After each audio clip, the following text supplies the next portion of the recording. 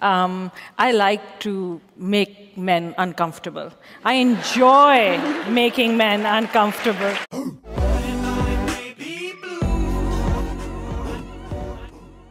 Blue. Make sure you like and subscribe and go follow me on my Twitch and my other YouTube channel. Those links are down below.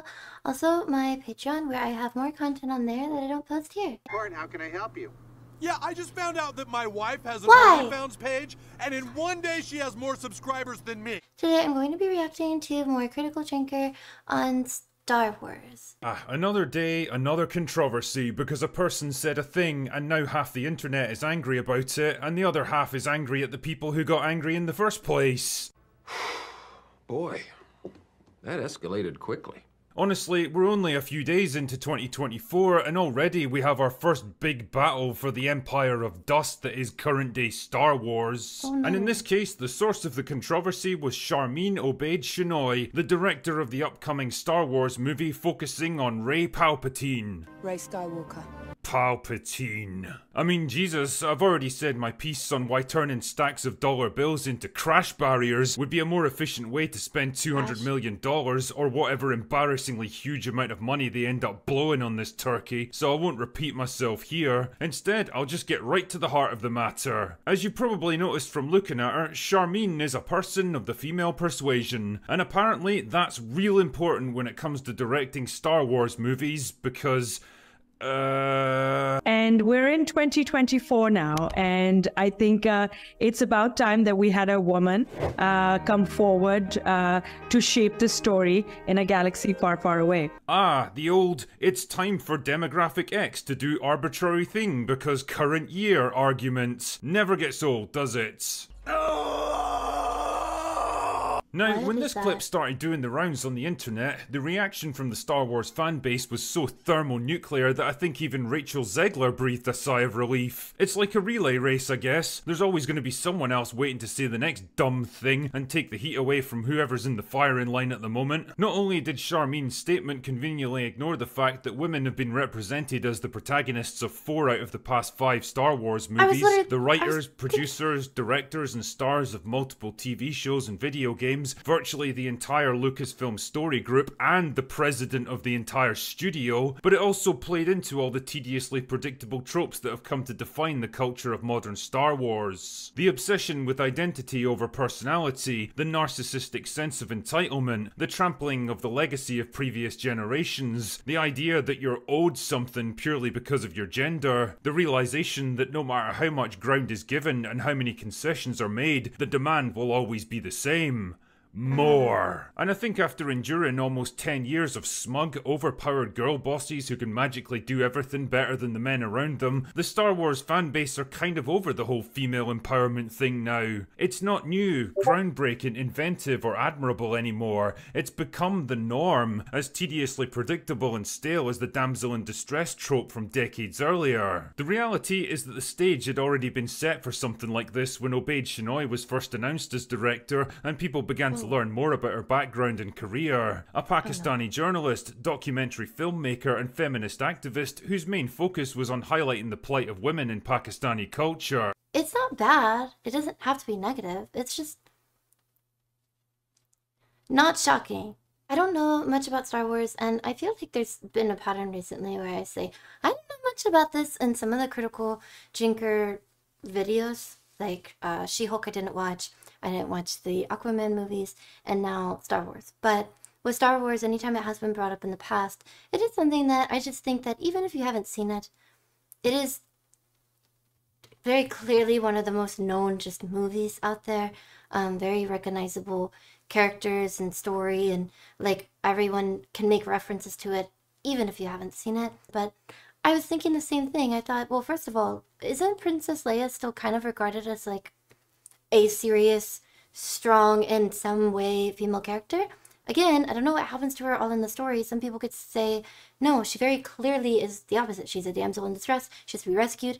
But from my impression, just looking at it far away, I didn't know that. I was totally not arguing or making claims. Again, I've made it super clear I haven't seen the movie, so you can correct me in the comments. I'm not making claims. That was just my first impression. I thought that she was...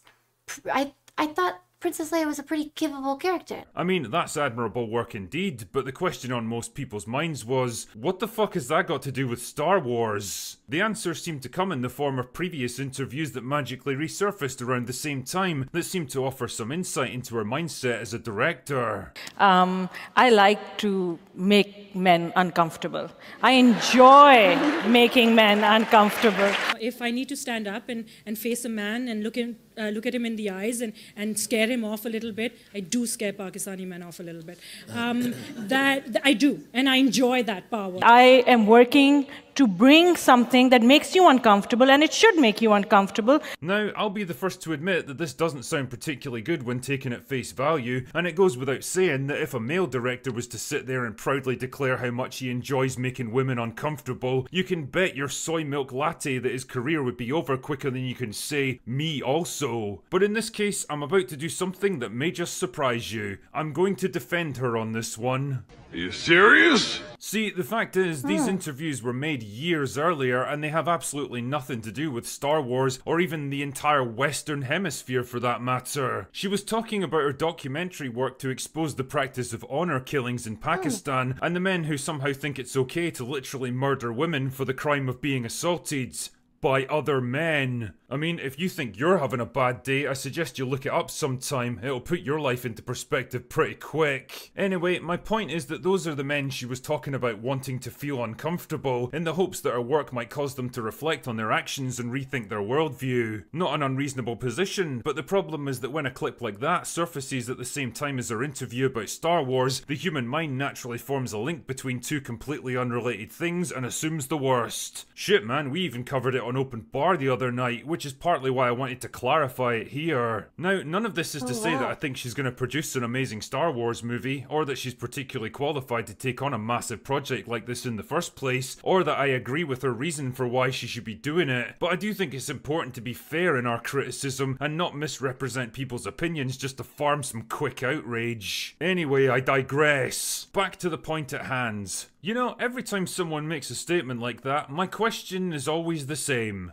Why? Why exactly is it time for a woman to direct a Star Wars movie? It's got to be more than just, it's 2024 now. And that's not to say that I'm against the basic premise, but what I'm questioning here is the logic of the argument. Because normally when you make a bold declaration that a thing needs to happen, it should be followed up by some kind of understandable rationale to justify it. Otherwise it would be like striding up to your boss and demanding a raise with no evidence of why you deserve one. Just as a quick example off the top of my head, I think it's about time I disposed of the corpse of that double glazing salesman who just wouldn't take no for an answer because it's starting to stink up my living room and it's only a matter of time before the neighbours start asking questions. In this case, I've established a clear problem that needs to be addressed, and while other people might propose different solutions, nobody can argue that a solution of some kind is indeed required. That's actually really nice that he would say that. One, maybe not necessarily calling it a mistake as if he made one, but it came up on maybe some podcast that he had just referenced that he's a part of, and so he just wanted to extra clarify and say, oh, well, some things have been tied together. Let me just extra clarify that just because these resurfaced or somebody dug them up, and now it's kind of getting a little maybe viral and tied into, oh, didn't she just get this job for this thing? Oh, that's why. It's all behind an agenda. Clearly, if you just take it out of context and you just say that, it could sound very double standard, and I could see how it's like, oh, a male director definitely can never say that about women and how he likes making women uncomfortable, but maybe there's a chance that she wasn't a director yet or handed this job exactly. So her speaking in this and with the context that maybe she's speaking about, since she did already, it was already clear that she's a women's activist for Pakistani women, it did kind of think, what if she's, she's saying that for a reason and it's very specifically related to something that has happened. And so it was really nice to immediately see, oh yeah, it was. Nobody can argue that a solution of some kind is indeed required. So what exactly is the problem that needs to be solved in this case? Well, according to Charmine, it's that no woman has ever directed a Star Wars movie. And this, of course, is factually true. Out of the 11 Star Wars movies that have been released so far, all of them were directed by men. But why is this a problem? Are men inherently bad at directing Star Wars movies? Would women be better at it? Well, men have certainly directed some bad Star Wars films, that's for sure. I don't think many people would argue that Rise of Skywalker was a good movie, or Solo, or The Phantom Menace. But then again, A New Hope, The Empire Strikes Back, Return of the Jedi, and even Rogue One were all pretty good films, all of which were directed by men. But what about women? Are they different somehow? Well, in the world of Star Wars, we've had Bryce Dallas Howard direct multiple episodes of The Mandalorian, most of which turned out to be pretty good from a directing perspective. Not so much the writing, but that's not exactly her responsibility. So, nice work, Bryce. Then again, Deborah Chow directed every episode of Obi-Wan Kenobi, which was almost universally terrible, with some of the worst staging and cinematography that I've ever seen in a Star Wars production. Not so good, Debs. So what can we take from this? Well, it's almost like male and female directors are both capable of producing good and bad Star Wars projects, none of which has anything whatsoever to do with their gender, and everything to do with their individual talents, skills, and abilities as artists. So why do we have to demean them as individuals by reducing them down to a monolithic collective based on an irrelevant aspect of their identity? Why is it time for a woman to direct a Star Wars movie? More importantly, why is it time for this particular woman to direct a Star Wars movie? Well, I suspect you know the answer already. It's the same reason Kevin Feige proudly declared that we needed more female superheroes in the MCU, the same reason he hired inexperienced directors like Chloe Zhao, Kate Shortland and Nia DaCosta to take on massive projects that they were totally unprepared for. The same reason Lucasfilm were forging ahead with yet another movie about a character nobody cares about. It looks good. More importantly, it makes them look good. It allows them to pat themselves on the back and say they're doing their bit for the greater good by fast-tracking people into roles they're totally not ready for on the basis of their innate characteristics, and then conveniently forgetting about them when their projects inevitably fail, rather than taking on the longer and more difficult task of nurturing real talent and allowing people to gradually work their way up to top-level projects once they're ready. And if anything, I think this approach does a real disservice to the many talented and capable female directors already out there by reducing them to the status of token diversity hires chosen because of how they were born rather than their capability as artists, and provoking audiences into blaming them for failed movies that were never going to succeed anyway. Like, for example, another movie about the adventures of Rey Palpatine. Rey Skywalker. You and me are going to have a long talk when this is over. Yeah, anyway, that's all I've got for today. Go away now.